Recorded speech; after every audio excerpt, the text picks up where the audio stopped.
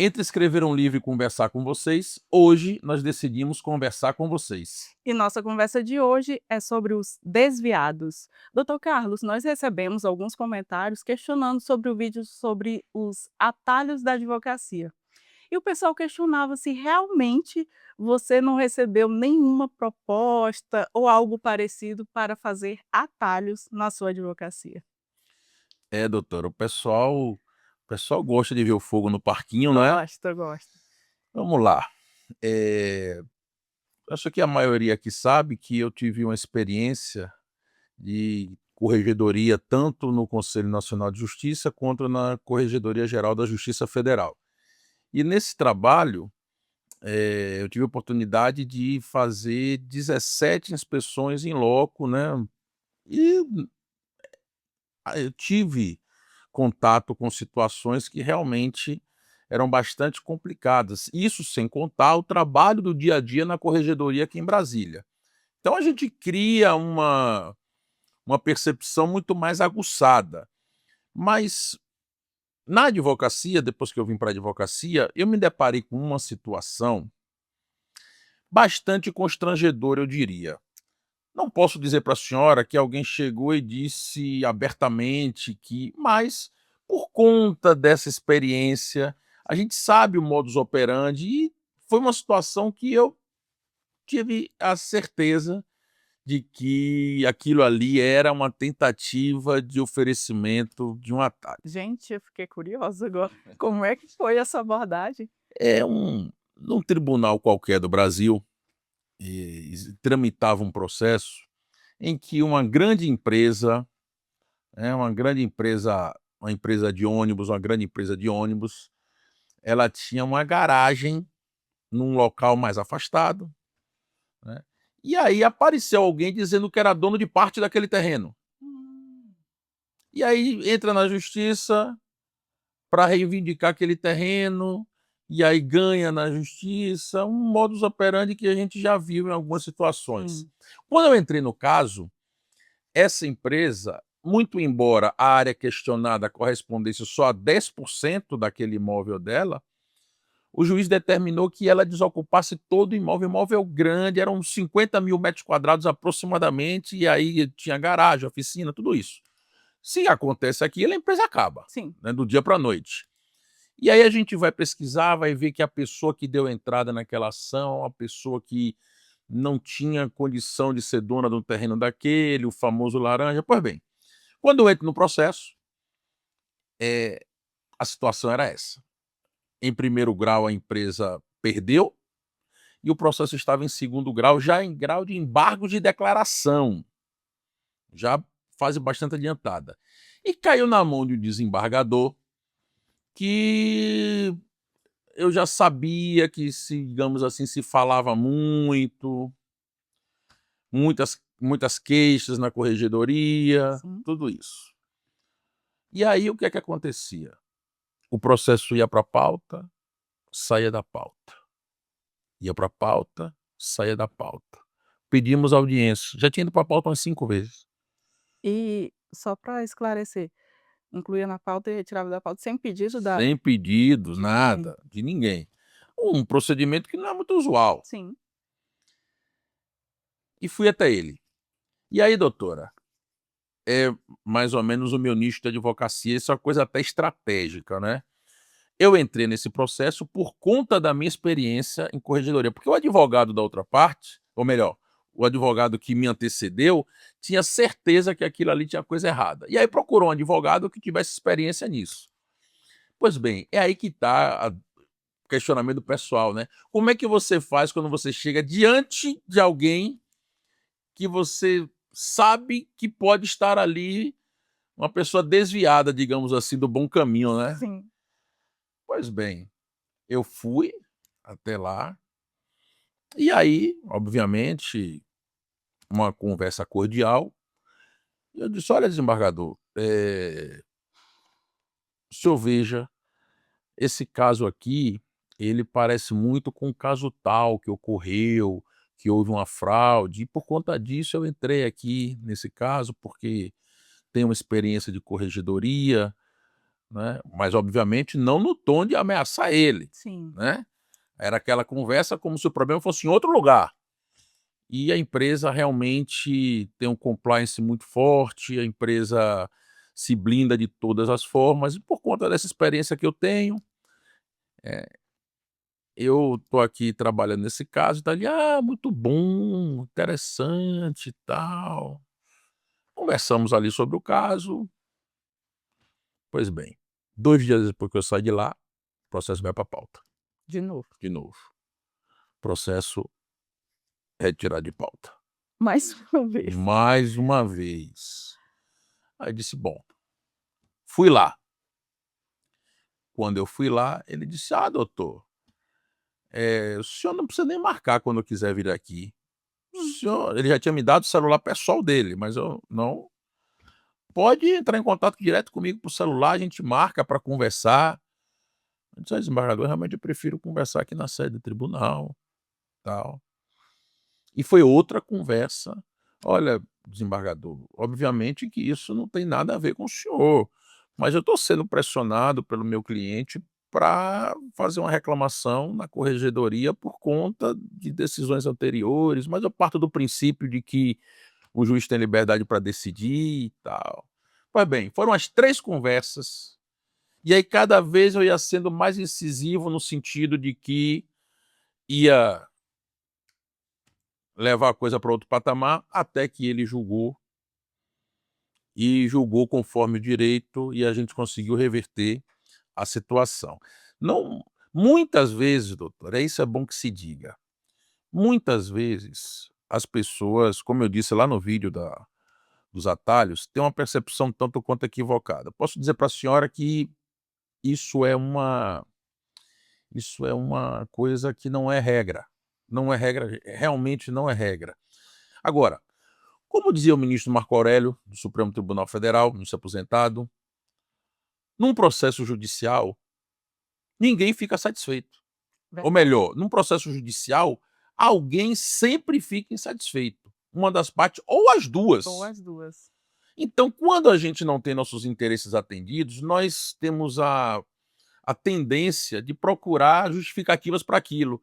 Ah, foi porque meu advogado era ruim. Se meu advogado não é ruim, foi porque o juiz era ruim. Se o juiz não era ruim, é porque o juiz é ladrão. E Sim, aí vai. sim. Então, é aquele disse-me disse, e não poucas vezes eu fui contratado porque o cliente achava que tinha alguma coisa e não tinha. A gente tem que ter muito cuidado com isso, eu vou dizer o porquê para a senhora. E aí eu vou trazer minha experiência de corregedoria novamente. Um juiz, ele mexe com muitos interesses, interesses muito delicados. E começou a se criar, quando eu saí da corregedoria, isso já estava a seguinte situação: toda decisão de vulto contra um banco, levantava-se essa questão. Olha, o juiz determinou bloqueio de 50 milhões no banco, isso daqui é suspeito. Por que é suspeito? Porque um juiz decidiu contra os interesses de um grande banco? Quer dizer, então, que o banco cria um problema para a doutora Zaira, e aí a doutora Zaira reclama, faz os cálculos, vê que chegou aquilo, na hora que chega, que termina o processo, que o juiz manda bloquear o valor, aí reclama no CNJ, para o CNJ suspender a ordem do juiz. A senhora já pensou o problema disso? Nós que somos consumidores, e eu estou dando exemplo de banco, Sim, nós que somos consumidores de serviços bancários, se eventualmente a gente tiver uma demanda de vulto contra um banco, porque o juiz é isso ou é aquilo. Nós não podemos cair nessa armadilha. só a título de exemplo, quando um banco cobra juros abusivos, dívidas estratosféricas contra um consumidor e o juiz recebe e manda pagar, ninguém vai lá questionar a decisão do juiz. Quando toma a casa, quando toma o Sim, carro, é a lei que manda, né? sim.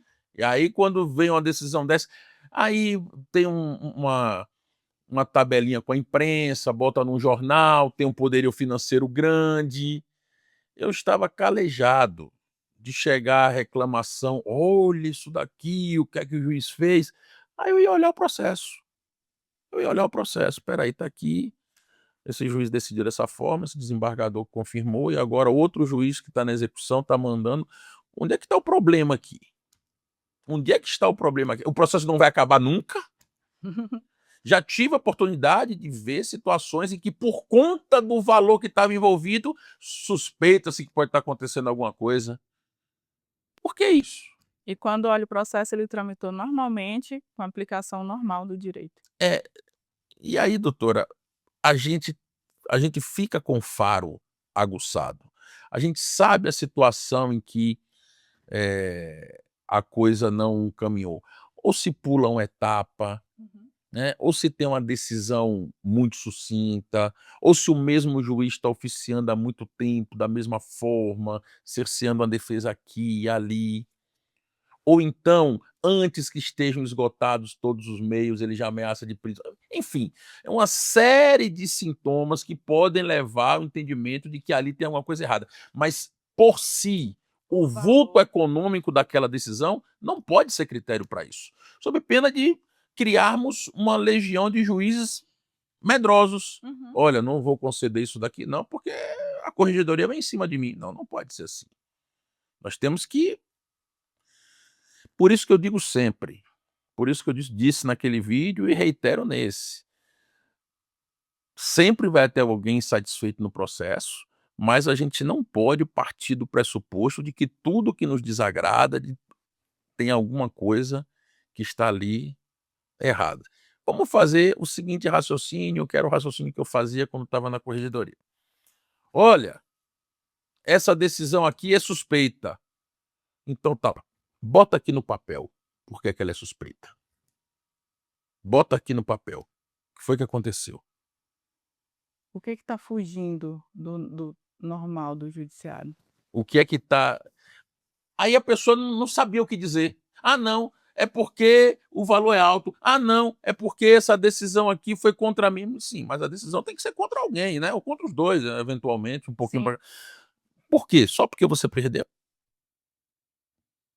Tem que ter um olhar mais apurado, né, para saber o limite, até onde o juiz, o julgador, ele está fugindo da regra, ou ele está apenas aplicando o direito de forma que não te satisfaz. Vou dizer uma coisa para a senhora. Existem situações, é verdade, em que a gente não consegue captar sintoma nenhum. Até porque, doutora, vamos lembrar aí, pessoal. O que impede alguém, eventualmente, de receber uma vantagem devida para aplicar corretamente a lei? Nada, né. Ele já ia dar aquela decisão daquele jeito, mas a nossa cultura do jeitinho tal, de repente, alguém quer assegurar que realmente tem o direito, apesar de aquilo já estar mais ou menos. Nesse caso, talvez o prejudicado foi quem pagou, e já iria receber mesmo e acabou pagando para ter o que já iria ganhar. E o que fazer contra isso? Aí eu digo, doutora, confiança nas instituições. E aqui vai uma crítica ao judiciário.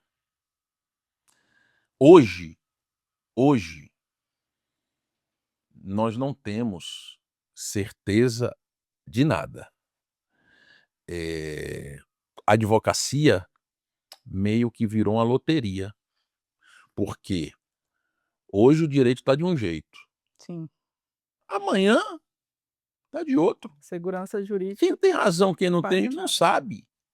Então, assim, quando a gente fala: "Ah, você tem direito", opa, calma, porque pode mudar. Uhum. O judiciário pode mudar, sim, pode, não tem problema nenhum. Agora, eu quero saber as razões para isso. Miguel Reale, teoria do tridimensional do direito, fato, valor e norma. Direito é fato, valor e norma. O que é que mudou dos 3 elementos aqui para poder mudar o direito? Mudou o fato, mudou o valor, mudou a norma? Não. Diante do mesmo fato, do mesmo valor, da mesma norma, veio uma coisa completamente diferente do que veio ontem.